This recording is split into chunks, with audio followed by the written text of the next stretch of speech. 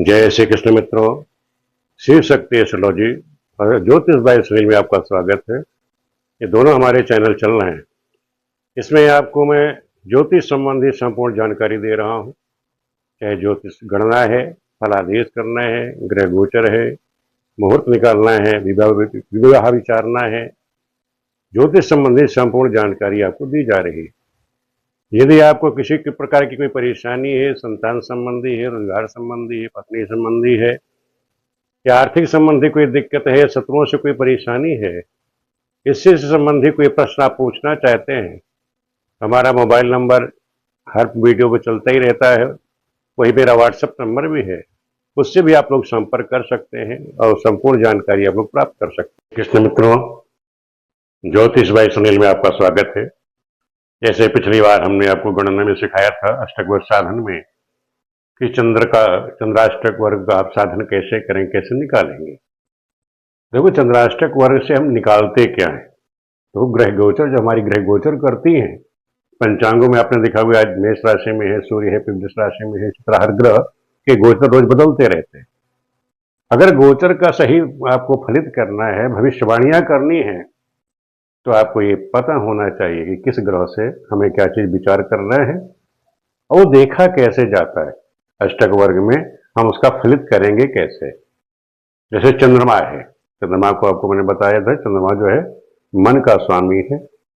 चंद्रमा मन है, वाहन है, मकान है, भूमि है, संपत्ति है, प्रेम संबंध है, प्रेम संबंध हो गया, नफरत है, प्रेम है। तो इन सब पर जो हम विचार करते हैं वो चंद्रमा के द्वारा ही करते हैं। अगर आपकी कुंडली में आपका चंद्रमा अच्छा है और वो अष्टक वर्ग में अच्छे अपने शुभ बिंदुओं से गोचर कर रहा है, तो उत्तम फल देगा, अच्छा फल देगा। और यही अगर चंद्रमा जहां पर उसको कम बिंदु प्राप्त हैं, चाहे वो चंद्र कुंडली में जो भाव है वहां पर वो चाहे शुभ स्थान का ही स्वामी क्यों ना हो, अगर वहां उसको कम बिंदु प्राप्त है, वहां से वो गोचर कर रहा है, तो वहां पर अशुभ फल दे देगा।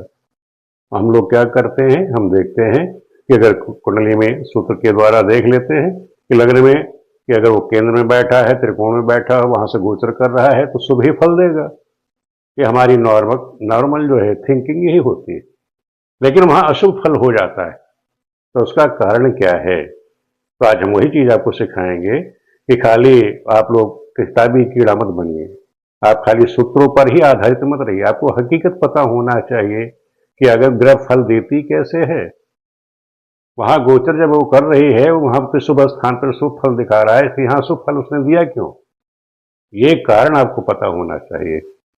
जैसे मैंने आपको बताया था कि इससे पहले आपको चंद्राष्टक वर्ग का साधन करना बताया, फिर हमने सिखाया था कि ये जन्म पत्रिका है। मान लो किसी जातक की जन्म पत्रिका है, इसका हमें चंद्राष्टक वर्ग बनाना था। वो पिछली वीडियो में हमने चंद्राष्टक वर्ग आपको बनाया, इससे चंद्र कुंडली ले ली कि चंद्राष्टक वो बनाना है। तो जो चंद्रमा है उसी को आप लग्न मान लीजिए और सभी ग्रहों को उसी तरह आप स्थापित कर देंगे।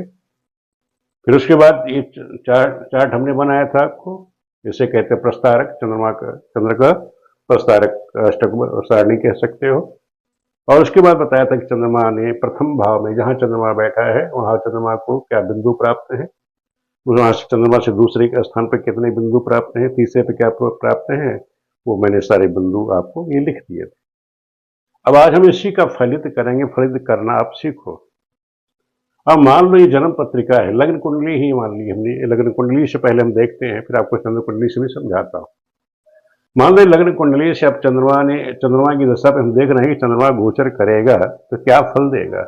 अब यहां हमने देखा जहां चंद्रमा बैठा हुआ है वहां क्या फल होगा। अब हमने देखा कि चंद्रमा जहां बैठा हुआ है वहां पर कितने बिंदु प्राप्त हैं। ये चंद्राष्टक चंद्र कुंडली है, वहां पर जहां चंद्रमा बैठा वहां उसको 5 बिंदु प्राप्त हैं।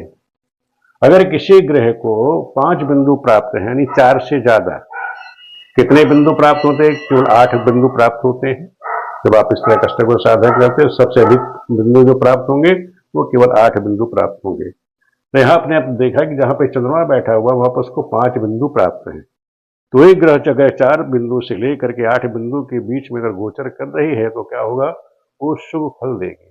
अगर चंद्रमा यहां से कोई भी ग्रह अभी यहां से गोचर करेगा, क्योंकि 5 बिंदु से 5 बिंदु प्राप्त, तो यहाँ पे ये सूत्र कहता है कि कभी यहाँ से अगर कोई भी ग्रह गोचर करेगी तो वो शुभ फल देकर ही जाएगी। यहाँ जहाँ चंद्रमा बैठा हुआ है, यहाँ से कोई भी ग्रह गोचर करेगी तो वो हमेशा शुभ फल देकर ही जाएगी, अशुभ फल नहीं देगी।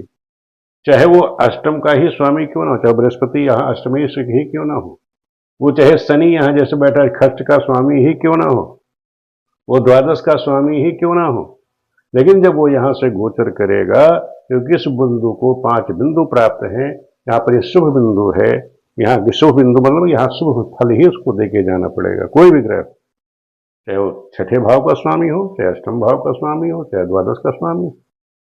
लेकिन हम सूत्र में क्या रखते हैं कि छठे 8 12 का स्वामी कहीं भी हो शुभ फल ही देगा हमेशा, ऐसा नहीं होता। अभी आपको मैंने बता दिया, यहाँ पर अगर शुभ बिंदु प्राप्त है, 5 से ज्यादा प्राप्त है, तो वो शुभ फल ही देकर जाएगा। कोई भी ग्रह जाएगा यहाँ से वो शुभ फल ही देके जाएगा। नेक्स्ट समझ लो। अब चंद्रमा से दूसरे भाव में कितने बिंदु प्राप्त है, देखो आपने 3।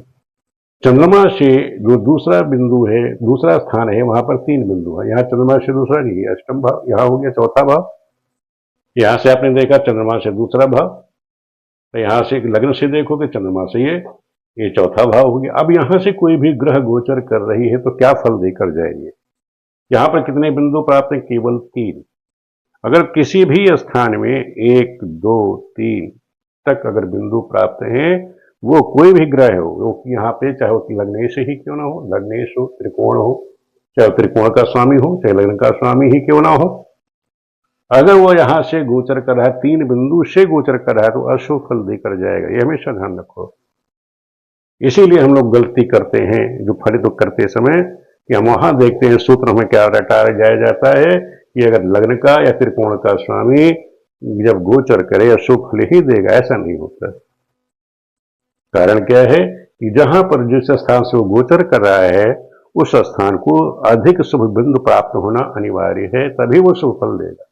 अब यहां से जैसे चंद्रमा ने गोचर किया, यहाँ जहां पर यहाँ लग्न से चौथा हुआ, चंद्रमा से दूसरा स्थान, दूसरे स्थान बताया आपको 3 बिंदु प्राप्त है, तो यहां से कोई भी ग्रह गोचर करेगी, चाहे सूर्य चंद्र मंगल और लग्न गोचर करेगी, तो अशुभ फल ही देकर जाएंगे, वो अपना अशुभ फल ही यहां देंगे।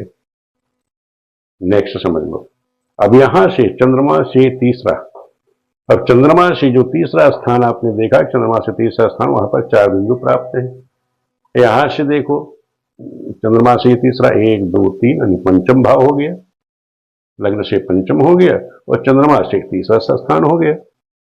यहां पर कितने बिंदु प्राप्त हैं, 4 बिंदु प्राप्त हैं। तो 8 का आधा होता है 4, तो यहां 4 बिंदु का मतलब हो गया कि मध्यम, यानी शुभ अशुभ फल दोनों ही प्राप्त होंगे। किसी भी जहां पर 4 बिंदु प्राप्त हैं वहां से कोई भी ग्रह गोचर करेगी तो अपने शुभ अशुभ फल दोनों ही देकर जाएगी, क्योंकि 4 को क्या होता है, मैंने बताया टोटल 8 शुभ बिंदु होते हैं, तो उसका आधा हो गया 4। तो 4 बिंदु अगर किसी भाव को प्राप्त हैं और वहां से ग्रह गोचर कर रही तो वो शुभ अशुभ फल दोनों ही देकर जाएगी। वो अपना शुभ और अशुभ फल दोनों ही समय गोचर, जब वो गोचर करेगी वहां से, वो अपने शुभ अशुभ फल कोई भी ग्रह यहां से गोचर करेगा। जैसे हम बताया मैंने कि यहाँ पर 4 बिंदु प्राप्त हैं, लग्न से ये 5वां स्थान है, यहाँ 5वें स्थान से कोई भी यहाँ गोचर करे, किसी भाव का स्वामी हो, जब यहां से वो गोचर करेगा तो अपना शुभ अशुभ फल दोनों देकर जाएगा।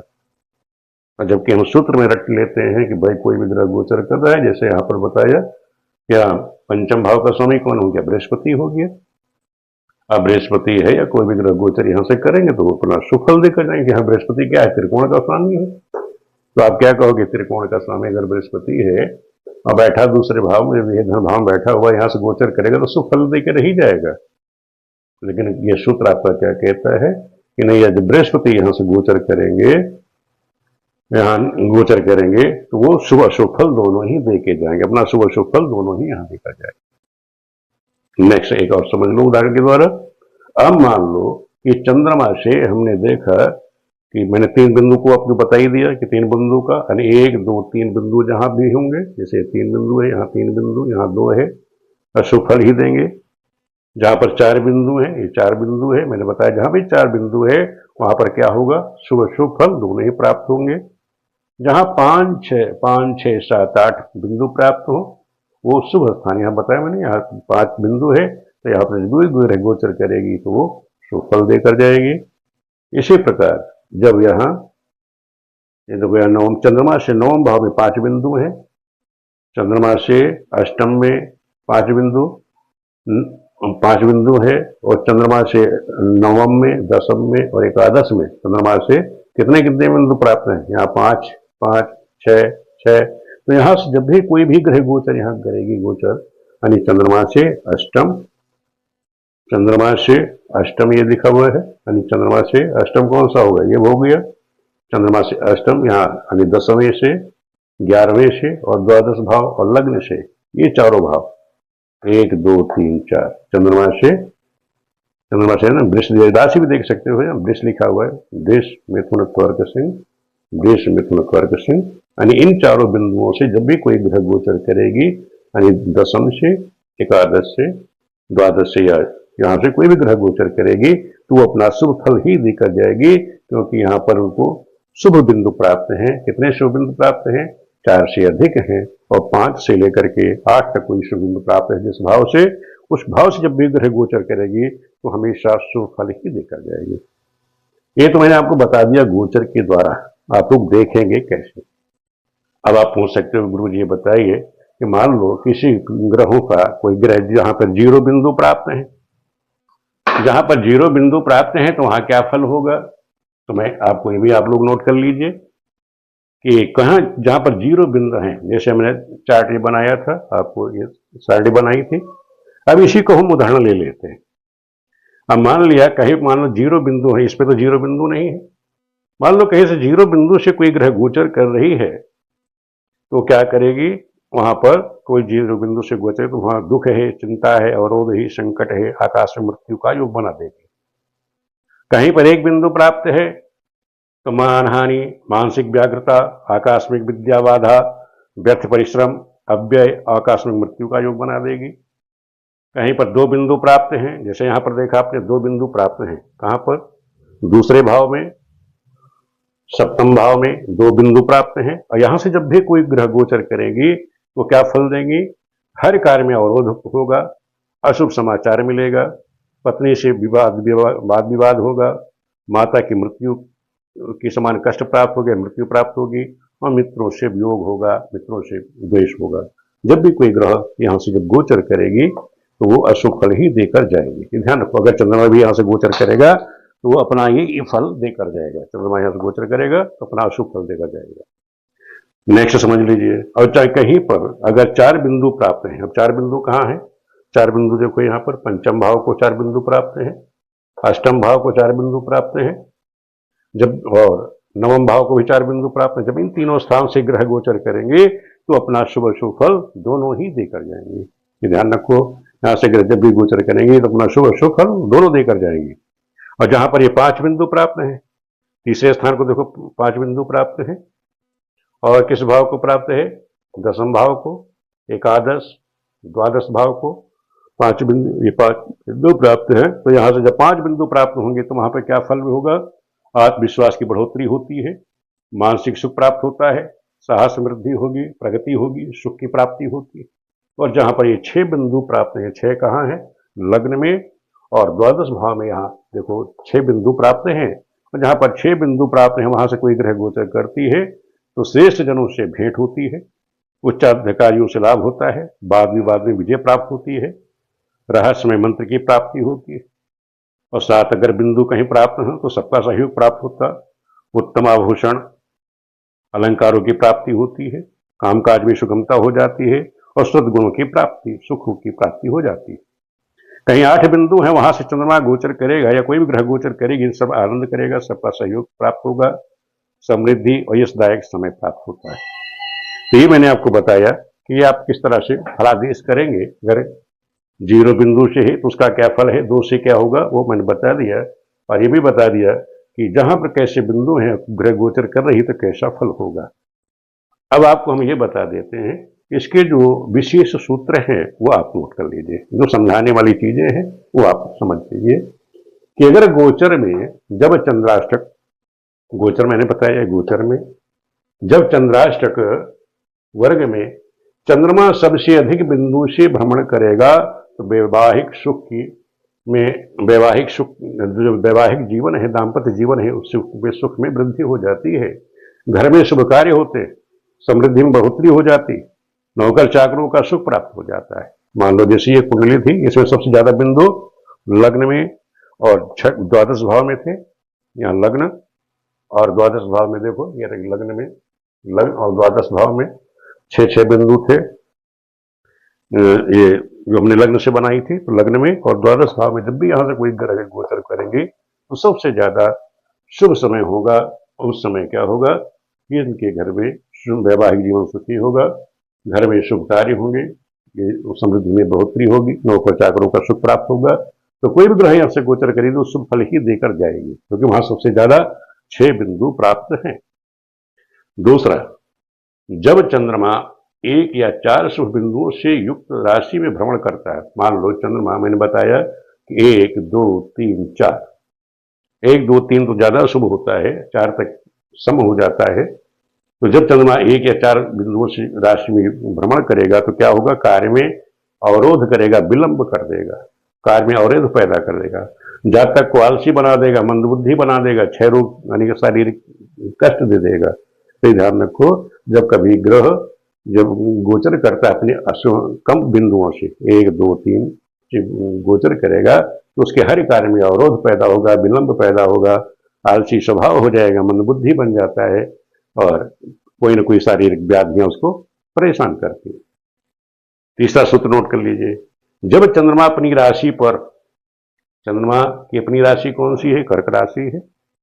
अगर चंद्रमा अपनी राशि से पर गोचर कर रहा हो और वहां पर 6, 7 या 8 बिंदु प्राप्त हो, वहां पर 6 या 7 या 8 बिंदु प्राप्त हो, वहां से भ्रमण करेगा तो क्या होगा, विवाह से यश की प्राप्ति हो जाती है, विवाह से उसको यश की प्राप्ति होगी, शिक्षा के क्षेत्र में उसकी प्रगति हो जाती है, इंटरव्यू वगैरह अगर देता है तो उसमें उसको सफलता प्राप्त हो जाएगी।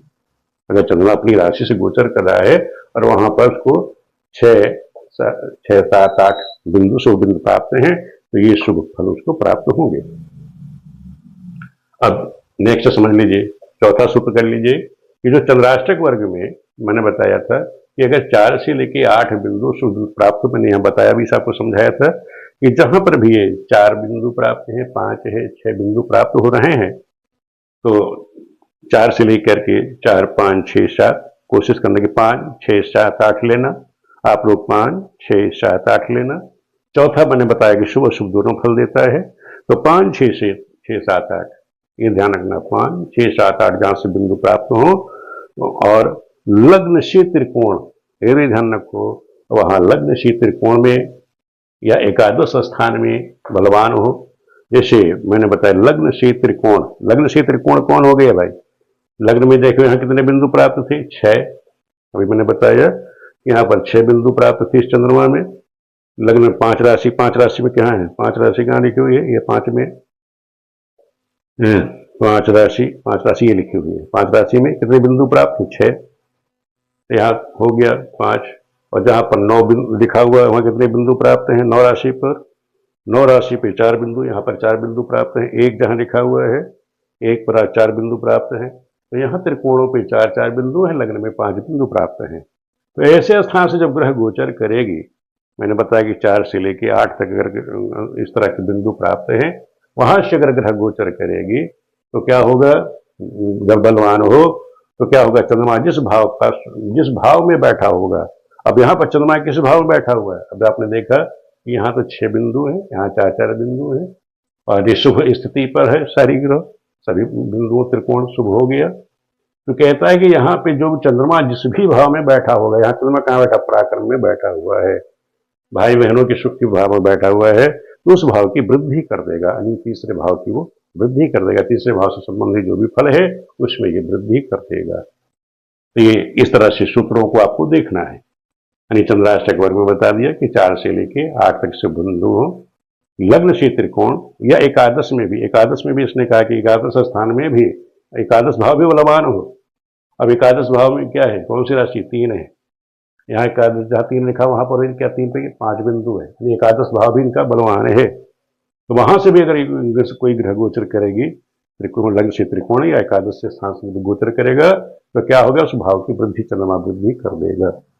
शनि चंद्रमा ने यहाँ पर वृद्धि करना है, फल अच्छा देगा। और नेक्स्ट समझ लीजिए कि हम चंद्रमा से देखते क्या क्या है। मैंने बताया कि चंद्रमा के द्वारा मन है, माता है, वाहन है, स्त्री है, सुख दुख है, जीवन मृत्यु है, प्रेम नफरत है का विचार किया जाता है। ये तो मैंने आपको बताया, इसका फल कैसे आप लोग देखोगे, कैसे विचार फलादेश करेंगे, और इसका फलादेश चंद्रमा के अनुसार सटीक किस दिन में, किस महीने में, किस नक्षत्र में होगा, माता को कष्ट प्राप्त होगा कब होगा, मृत्यु होगी तो कब होगी, इसका जो हम शोध पिंड बनाएंगे, शोध पिंड साधन, वैसे तो मैंने बनाया था उसमें पहली वीडियो पर अपने, लेकिन उस चैनल पे जो वीडियो बनी तीनों, वो उस पर बोर्ड में कुछ कमी थी, हमारे मोबाइल में भी कमी थी, उसके कारण वो सही स्पष्ट नहीं दिखाई दे रहा है। मुझे खुद नहीं दिखाई दे तो आप लोगों को कैसे दिखाई देगा। वो वीडियो गलत रह गई हैं। समझाया तो मैंने बहुत कोशिश करी, बहुत मेहनत करी, लेकिन वो कैमरे की वजह से आप लोगों को स्पष्ट दिखाई नहीं दे रहा है। तो उसको हम दोबारा बनाएंगे, आप लोगों को समझाएंगे। पहले शुरुआत से लेकर चल रहे हैं, क्योंकि पहले बोर्ड भी छोटे थे और कैमरे में भी दिक्कत थी, आवाज़ में हमारी दिक्कत थी, उस समय गले की प्रॉब्लम चल रही थी। तो इस समय हम कोशिश यही कर रहे हैं कि आप लोगों को आवाज़ भी सही रहे और वीडियो जो दी जाए वो आपकी समझ में आ जाए, कि आप लोगों को किसी प्रकार की कोई दिक्कत ना रहे। तो इस तरह मैं कोशिश कर रहा हूँ कि हर तरह से आप लोगों को समझा के चला जाए कि आपके समझ में आ जाए। ये चीज़ आपके समझ में आ गई तो समझ लेना, आप लोग एक अच्छे ज्योतिषी बन करके समाज की सेवा कर सकते हैं। वीडियो देखने के लिए आप सभी मित्रों का बहुत बहुत धन्यवाद।